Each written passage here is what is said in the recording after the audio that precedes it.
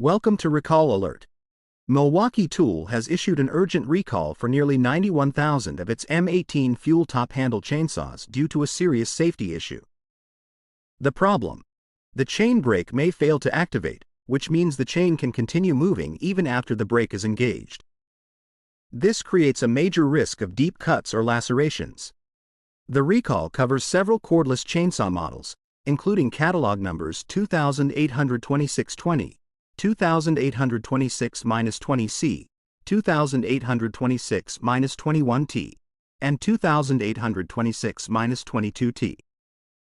If the fourth character in your serial number is the letter A, your chainsaw is affected.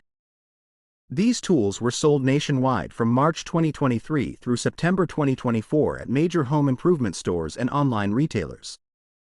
The chainsaws cost around $350 as a tool-only unit or up to $790 for kits that include batteries and a charger.